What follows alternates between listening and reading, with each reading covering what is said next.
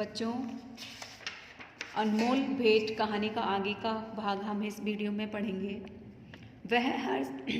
वह हर समय बच्चे की देखभाल में संलग्न रहता, मतलब कि लिप्त रहता। उसे भय था कि उसका नन्हा मालिक फिर कहीं गायब न हो जाए। वह बच्चे के लिए एक गाड़ी लाया और अपनी पत्नी के आभूषण बेचकर बच्चे के लिए आभूषण बनवा दिए। वह उससे गाड़ी में बिठाकर प्रतिदिन वायु सेवन के लिए बाहर ले जाता, मतलब घुमाने के लिए बाहर ले जाता। धीरे धीरे दिन बीतते गए और बच्चा सयाना हो गया, परंतु इस लाड़ चाव में वह बहुत बिगड़ गया था। किसी से सीधे मुंह बात न करता। गांव के लड़के उसे लाट साहब कहकर छेड़ते। जब लड़का शिक्षा योग्य हुआ तो रायचरण अपनी छोटी सी जमीन बेचकर कोलकाता आ गया। उसने दौड़ धूप करके नौकरी खोजी और फलन को स्कूल में दाखिला करवा दिया। उसको पूर्ण विश्वास था कि बड़ा होकर वह फलन अवश्य जज बनेगा। होते होते अब फलन की आयु 12 वर्ष हो गई। अब वह खूब लिख पढ़ सकता था। उसका स्वास्थ्य अच्छा और सूरत शक्ल भी अच्छी थी। उसको बनाव श्रृंगार की भी बड़ी चिंता रहती थी। जब देखो दर्पण हाथ में लिए बाल बना रहा है। वह अपव्यय भी बहुत था। अपव्यय मतलब बहुत खर्च करने वाला। पिता की सारी आय व्यर्थ ही विलास सामग्री में व्यय कर देता। रायचरण उससे प्रेम तो पिता की भांति करता था, किंतु प्राय उसका बर्ताव उस लड़के से ऐसा ही था जैसे मालिक के साथ नौकर का होता है। उसका फलन भी उसे पिता न समझता था। दूसरी बात यह थी कि रायचरण स्वयं को फलन का पिता प्रकट भी न करता था। छात्रावास के विद्यार्थी रायचरण के गंवारपन का उपहास करते थे और फलन भी उन्हीं के साथ सम्मिलित हो जाता। मतलब कि जो लड़का था बड़ा हो गया था और अपने जो रायचरण पिता थे उनका मजाक उड़ाता था। रायचरण ने जमीन बेचकर जो कुछ रुपया प्राप्त किया वह अब लगभग सारा समाप्त हो चुका था। उसका सारा वेतन फलन के खर्चों के लिए कम था। वह प्राय अपने पिता से जेब खर्च और विलास की सामग्री तथा अच्छे अच्छे वस्त्रों के लिए झगड़ता रहता था।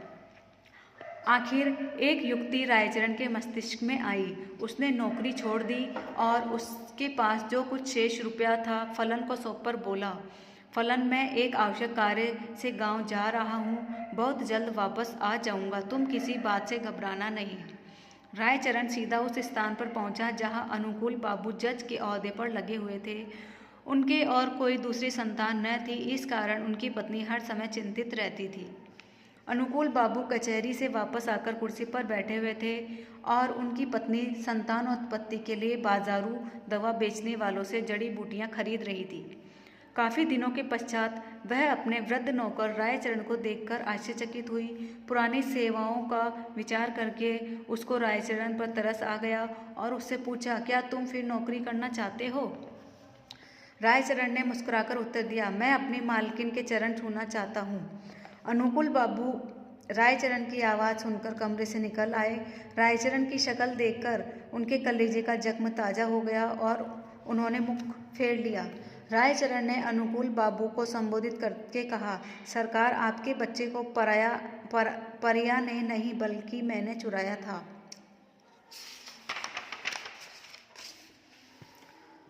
अनुकूल बाबू ने आश्चर्य से कहा, तुम यह क्या कह रहे हो? क्या मेरा बच्चा वास्तव में जिंदा है? उसकी पत्नी ने उछलकर कहा, भगवान के लिए बताओ, मेरा बच्चा कहाँ है? रायचरण ने कहा, आप संतोष रखिए, आपका बच्चा इस समय भी मेरे पास है। अनुकूल बाबू की पत्नी ने रायचरण से अधिक विनती करते हुए कहा, मुझे बताओ। रायचरण ने कहा, मैं उसे परसों ले आऊँगा। रविवार का दिन था। जज साहब अपने मकान में बेचैनी से रायचरण की प्रतीक्षा कर रहे थे। कभी वह कमरे में इधर उधर टहलने लगते और कभी थोड़े समय के लिए आराम कुर्सी पर बैठ जाते। आखिर 10 बजे के लगभग रायचरण ने फलन का हाथ पकड़े हुए कमरे में प्रवेश किया। अनुकूल बाबू की घरवाली फलन को देखते ही दीवानों की भांति उसकी ओर लपकी और बड़े जोर से गले लगा लिया। उसके नेत्रों से अश्रुओं का समुद्र उमड़ पड़ा। कभी वह उसको प्यार करती, कभी आश्चर्य से उसकी सूरत तकने लग जाती। तकने मतलब देखने। फलन सुंदर था और उसके कपड़े भी अच्छे थे। अनुकूल बाबू के हृदय में भी प्रेम, पुत्र प्रेम का आवेश उत्पन्न हुआ, किंतु जरा सी देर के बाद उनके पितृ प्रेम का स्थान कानून भावनाओं ने ले लिया और उन्होंने रायचरण से पूछा, भला इसका क्या प्रमाण क्या है कि ये बच्चा मेरा है? रायचरण ने उत्तर दिया, इसका उत्तर मैं क्या दूँ सरकार। इस बात का ज्ञान तो परमात्मा के सिवा और किसी को नहीं हो सकता कि मैंने ही आपका बच्चा चुराया था। जब अनुकूल बाबू ने देखा कि उसकी पत्नी फलन को कलेजे से लगाए हुए है तो प्रमाण मांगना व्यर्थ है। इसके अतिरिक्त उन्हें ध्यान आया कि इस गंवार को ऐसा सुंदर बच्चा कहाँ मिल सकता था और झूठ बोलने से क्या लाभ हो सकता है। सहसा उन्हें अपने वृद्ध नौकर की बेध्यानी याद आ गई और कानूनी मुद्रा में बोले, रायचरण अब तुम यहाँ नहीं रह सकते।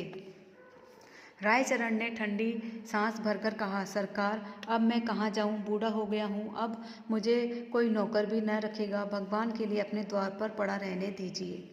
अनुकूल बाबू की पत्नी बोली, रहने दो, हमारा क्या नुकसान है, हमारा बच्चा भी इसे देखकर प्रसन्न रहेगा।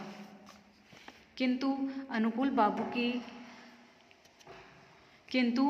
बाबू की कानूनी नस भड़की हुई थी। उन्होंने तुरंत उत्तर दिया, नहीं, इसका अपराध बिल्कुल क्षमा नहीं किया जा सकता। रायचरण ने अनुकूल बाबू के पांव पकड़ते हुए कहा, सरकार मुझे न निकालिए, मैंने आपका बच्चा नहीं चुराया था बल्कि परमात्मा ने चुराया था। अनुकूल बाबू को गंवार की इस बात पर और भी अधिक क्रोध आ गया। बोले, नहीं, अब मैं तुम पर विश्वास नहीं कर सकता, तुमने मेरे साथ कृतघ्नता की है, मतलब नमक हरामी की है। रायचरण ने फिर कहा, सरकार मैंने कुछ अपराध नहीं। अनुकूल बाबू त्योरियों पर बल डालकर कहने लगे, मतलब बोहें चढ़ाकर कहने लगे, तो फिर किसका अपराध है? रायचरण ने उत्तर दिया, मेरे भाग्य का। परंतु शिक्षित व्यक्ति भाग्य का अस्तित्व स्वीकार नहीं कर सकता। फलन को जब मालूम हुआ कि वह वास्तव में एक धनी व्यक्ति का पुत्र है तो उसे भी रायचरण की इस चेष्टा पर क्रोध आया कि उसने इतने दिनों तक क्यों उसे कष्ट में रखा।